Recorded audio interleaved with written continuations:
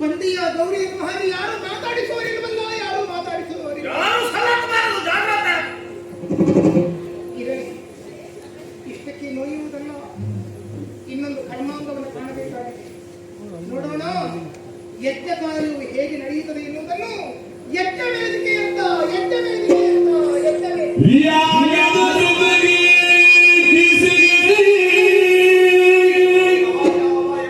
ಇಂದ್ರಾಯ ಸ್ವಾಹ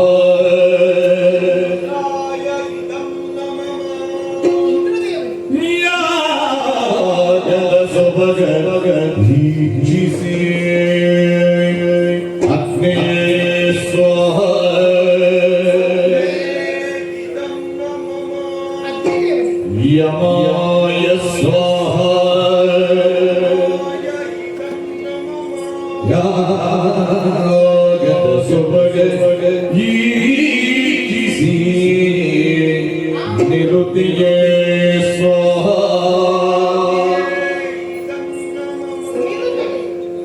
ವರುಣಾಯ ಸ್ವಾಹ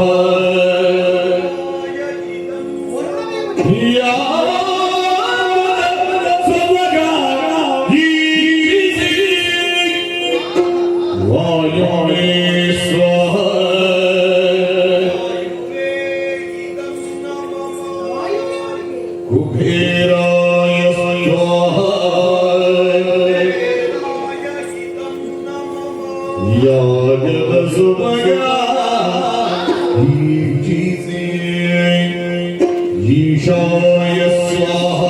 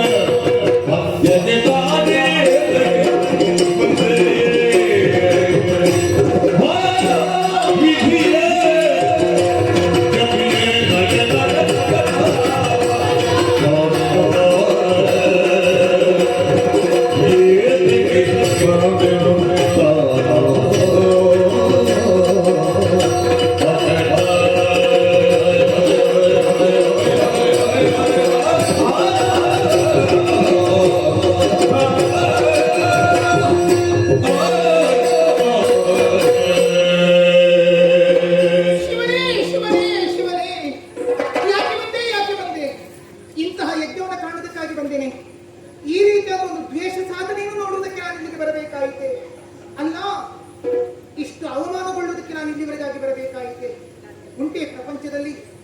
ಮೂರು ಲೋಕಗಳು ಹಾಡಿ ಹೊಗಳುತ್ತಿರುವ, ಮೂರು ಮೂರ್ತಿಗಳಲ್ಲಿ ಒಬ್ಬನಾಗಿರುವ ಶಿವನ ನುಡಿದು ಯಾವುದೇ ಮಂಗಳ ಕಾರ್ಯಗಳು ನಡೆಯುವುದೇ.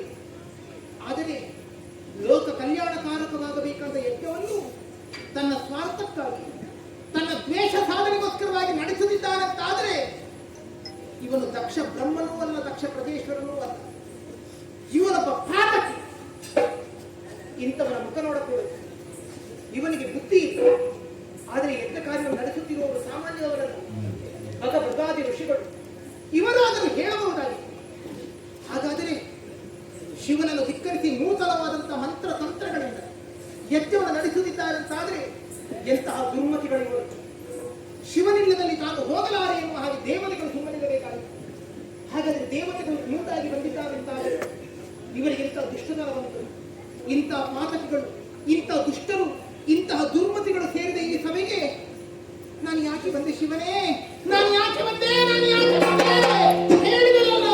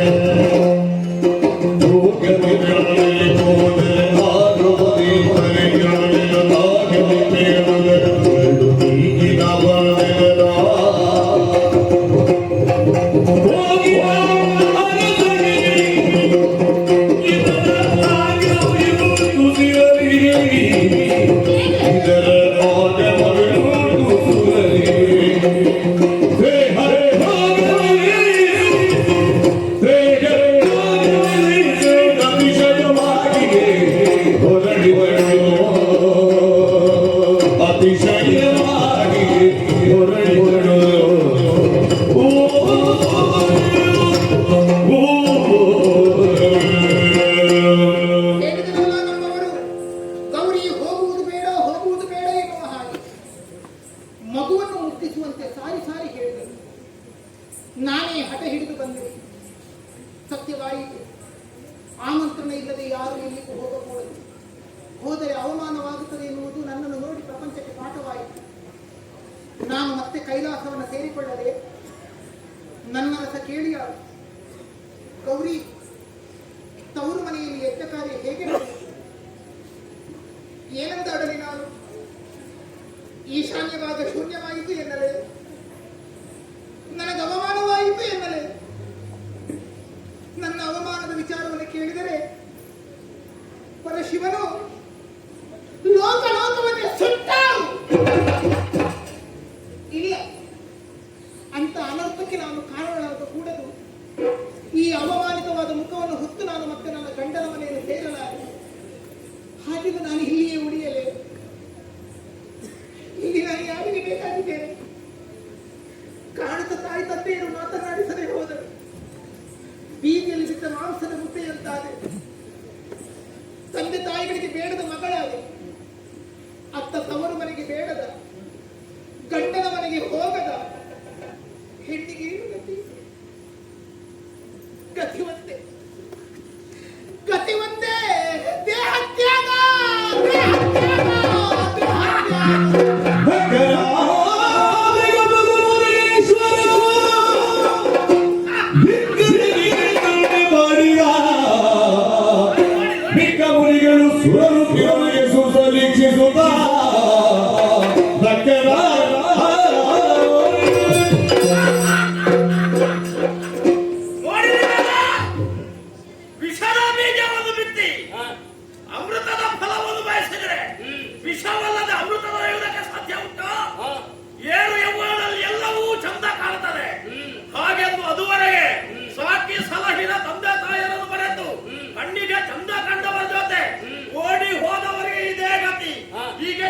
ಈಗ ಚಪ್ಪಾಳೆ ಇಕ್ಕದ ನಿಮ್ಮ ಕೈಗಳು ಯಾಕೆ? ನಗಾಡ ನಿಮ್ಮ ಹಲ್ಲೆ ಯಾಕೆ? ನಗಾಡಿ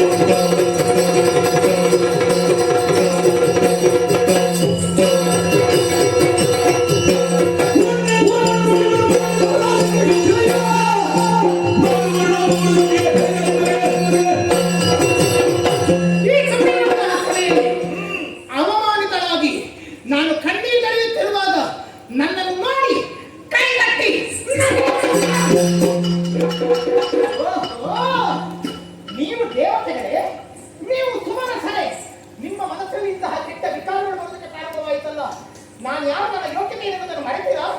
ಪರಶಿವನ ಹೆಂಡತಿ ನಾನು, ಪರಶಿವನಿಗೆ ಅರ್ಥ ಶರೀರ ನಾನು. ರಾಕ್ಷಸರಿಂದ ಕಷ್ಟ ಬಂದಾಗ, ಸ್ವರ್ಗಲೋಕ ಕೈತಪ್ಪಿದಾಗ ಕೈಲಾಸವನ್ನು ಸೇರಿ ಪರಶಿವನ ಪಾದವನ್ನು ಹಿಡಿದು ಬದುಕುತ್ತಿದ್ದ ಯಾರೆಲ್ಲ ಈ ನನ್ನ ಅವಮಾನವನ್ನು ಕಂಡು ಬಿಟ್ಟು ನೋಡಿದ್ದೀರೋ, ನಿಮ್ಮ ಕಣ್ಣುಗಳಲ್ಲಿ ಯಾರೆಲ್ಲ ನಡೆಯಾಡಿದ್ದೀರೋ, ನಿಮ್ಮ ಹಲ್ಲುಗಳನ್ನೇ ಕಳಚಿ ಯಾರೆಲ್ಲ ಕೈ ಹಿಡಿದಿರೋ, ನಿಮ್ಮ ಕೈಗಳನ್ನೇ ಕತ್ತರಿಸಿ ಈ ದೇವತೆಗಳನ್ನು, ಈ ಋಷಿಗಳನ್ನು, ಈ ಬ್ರಾಹ್ಮಣರನ್ನು ಆ ಪರಶಿವನು ಶಿಕ್ಷಿಸುತ್ತಾನೆ. ಇದು ಸತ್ಯ ಸತ್ಯ ಸತ್ಯ. ನಮ್ಮ ಹಲ್ಲು ನಮ್ಮ ನಾಲಿಗೆಯನ್ನೇ ಕಚ್ಚುತ್ತದೆ. ಹಾಗೆ ಒಂದು ಹಲ್ಲನ್ನು ತೆಗೆಯುವುದಕ್ಕಾಗುತ್ತದ? ಎಷ್ಟಾದ್ರೂ ನನ್ನ ಮಗಳನ್ನು ಏನು ಮಾಡೋದಕ್ಕಾಗುತ್ತದೆ?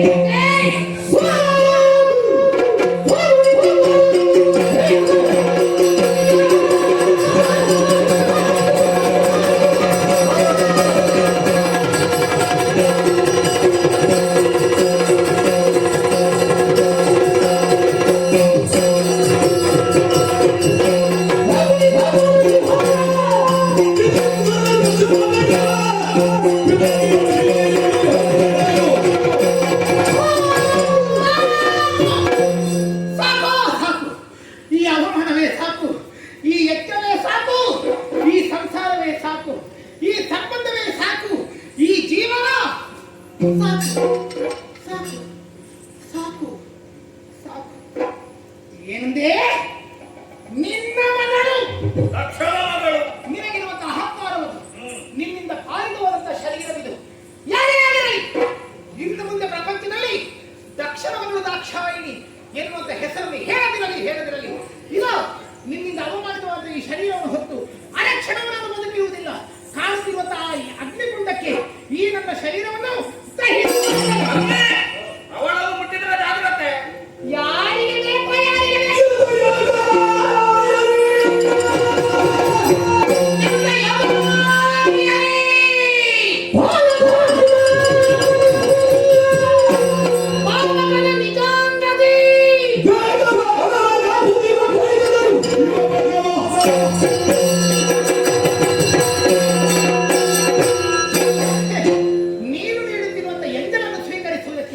ತನ್ನ 7 ನಾಲಿಗೆಗಳನ್ನು ಚಾಚುತ್ತಿರುವಂತಹ ಆ ಅಗ್ನಿಗೂ ನನ್ನ ಒಪ್ಪುವಂತ ಅಧಿಕಾರವಿಲ್ಲ. ನಿನ್ನ ಅಗ್ನಿ ಅವಶ್ಯಕತೆಯು ನನಗಿಲ್ಲವಾಗಿದೆ. ಪರಶುವನನ್ನು ನಾನು ಅನವರತ ಸೇವಿಸಿದ ಪರಿಣಾಮವಾಗಿ ನನ್ನಲ್ಲಿ ಸುಪ್ತವಾಗಿದೆ ಯೋಗಾಗ್ನಿ ಎನ್ನುವಂಥದ್ದು. ಹಠ ಸಾಧನೆಯಿಂದ ನಾನೀಗ ಅದನ್ನು ಬರೆಸಿಕೊಳ್ಳಬಲ್ಲೆ. ನೀವೆಲ್ಲರೂ ಕಾಣುತ್ತಿರುವಂತೆ ಪೀತಾಂಬರದಾರಿಯಾದಂತಹ ನಾನು ಸಚೇಲ ಸ್ಥಾನವನ್ನು ಪೂರೈಸಿ ಪದ್ಮಾಸನವನ್ನು ಬಲಿದು ಮೂಲಾಧಾರ ಚಕ್ರದಿಂದ ಸಹಸ್ರಾರ ಚಕ್ರದವರೆಗಾಗಿ ಪ್ರಾಣವಾಯುವನ್ನು ಮೇಲಕ್ಕೇರಿಸಿ ಬ್ರಹ್ಮರಂಧ್ರದಿಂದ ಸ್ಫೋಟಿಸಿ ದೇಹದ ಯೋಗಾಗ್ನಿಯ ಆಹುತಿಯನ್ನು ಕೊಟ್ಟು ಮತ್ತೊಂದು ರೂಪದಿಂದ ಮತ್ತೊಂದು ದೇಹದಿಂದ ಈ ಪ್ರಪಂಚದಲ್ಲಿ ಕಾಣಿಸಿಕೊಳ್ಳುತ್ತೇನೆ. ಶಿವನೇ ನನ್ನ ಅಪರಾಧವನ್ನು ಕ್ಷಮಿಸು ಸ್ವಾಮಿ. ನನ್ನನ್ನು ನಿನ್ನ ಪಾದಕ್ಕೆ ಸೇರಿಸಿಕೊ.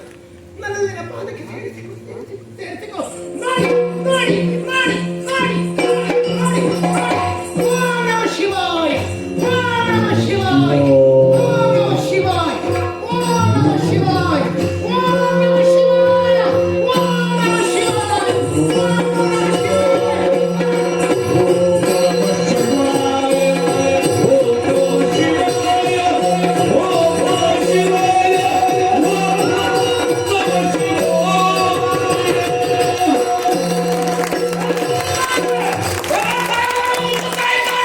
ಅವಳನ್ನು ಹತ್ತಿರ